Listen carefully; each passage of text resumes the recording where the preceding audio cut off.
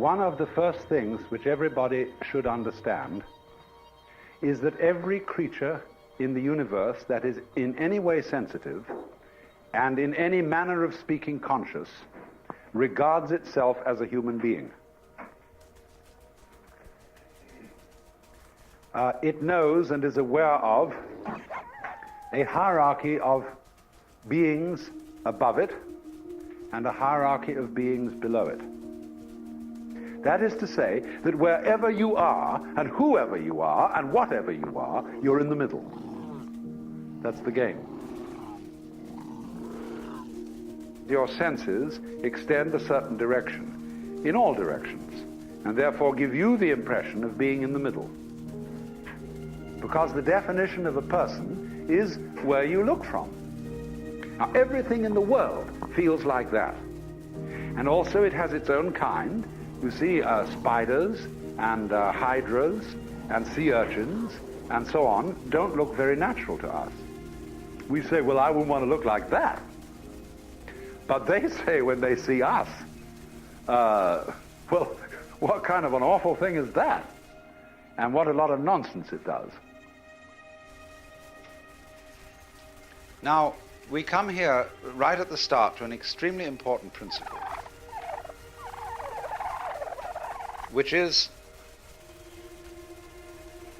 the different points of view you get when you change your level of magnification. That is to say, you can look at something with a microscope and see it a certain way. You can look at it with the naked eye and see it in a certain way. You look at it with a telescope and you see it in another way. Now, which level of magnification is the correct one? Well, obviously, they're all correct, but they're just different points of view. When we examine our bloodstreams under a microscope, we see there's one hell of a fight going on.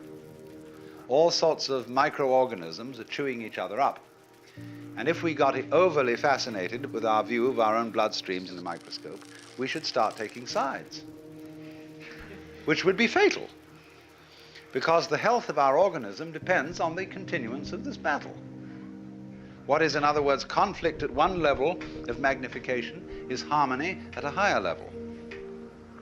Now, could it possibly be, therefore, that we, with all our problems, conflicts, neuroses, sicknesses, political outrages, wars, tortures, and everything that goes on in human life, are a state of conflict which can be seen in a larger perspective as a situation of harmony?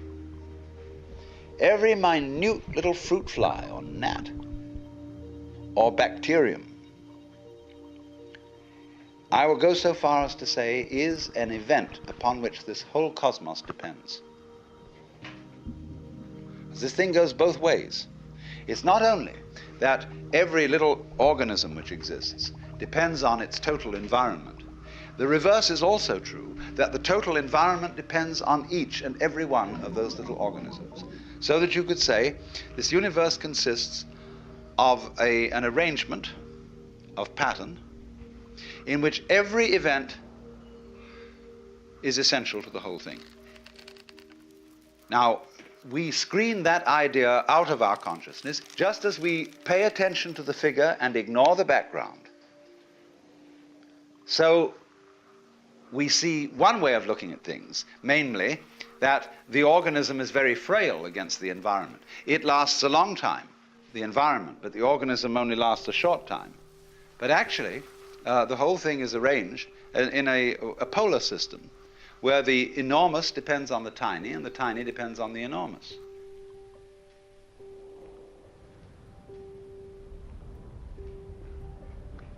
When you came into this world, there gradually arose into being the sensation of I. And it stays there a while, it goes through a development, and then it drops off. But all the time, everywhere, there are other I's starting up. See? Whether they be human, animal, anything you like. There be in other galaxies, etc. Always, they're starting up. Now, you would say there is no connection between them. No, in the same way, there is no connection between the molecules in your hand. And yet you say it is a hand. But if you look at it under a powerful enough microscope, the molecules in your hand are miles apart. What's the connection between this galaxy and other galaxies? Well, we can't see any connection. And yet there are gravitational swings whereby they respond to each other and move in a certain collective order. See, what we're doing in this is not setting down a doctrine, but it is doing an exercise in perception. You can see it either way. You can see yourself, in other words, as existing only now. That's the only you there is. The alternative to that, logically, is to see yourself as everything. And so in all this, you see, when you get a game going of this kind, there comes the point of what you might call emotional investment. When you feel that the outcome of this particular feature in the game is urgent. See, this matters. And it's up to you what you think matters. We teach our children what matters, what's important for them to learn. And we teach them basically that it's important to live. And in a way, every being in this world is torn between going on and goofing off. We feel that's the basis of our distinction between work and play. Play is everybody needs some time to goof off. But they must go back to work because you've got to farm and fish and manufacture and produce so that you can go on.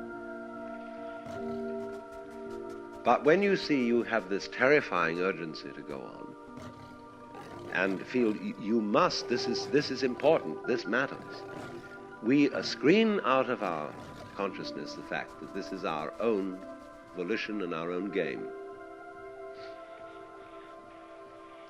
And the difficulty is that as we become disturbed and anxious about this, it's more difficult to keep the game going.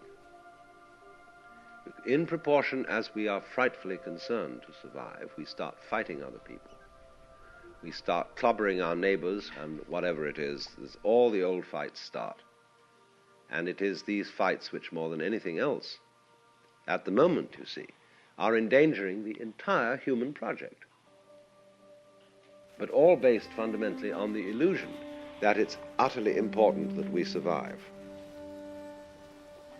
But you see, in all this, what underlies is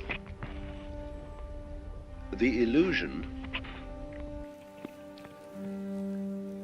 that I am going on, that I constitute a real continuity from this moment to the next moment, to the next moment, to the next moment. What are you afraid of losing when you die? Yes, everything that you've acquired as an individual and stored in your brain is dissolved and distributed.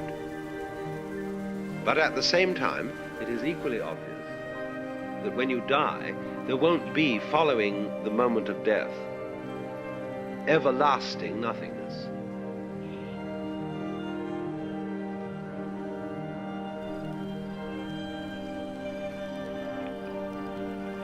So, you can become aware of this tremendous interconnectedness of everything. Just as fronts go with backs and tops with bottoms, insides with outsides, solids with spaces, so everything that there is goes together. And it makes no difference whether it lasts a long time or whether it lasts a short time. A galaxy goes together with all the universe just as much as a mosquito. You can get a certain vision of life where everything is seen to be a complex pattern of rhythm. Dances, the human dance, the flower dance, the bee dance, the giraffe dance. And that's what this all is. It's jazz. You see? This is a big jazz, this world. And what it's trying to do is to see how jazzed up it can get. How far out this play of rhythm can go.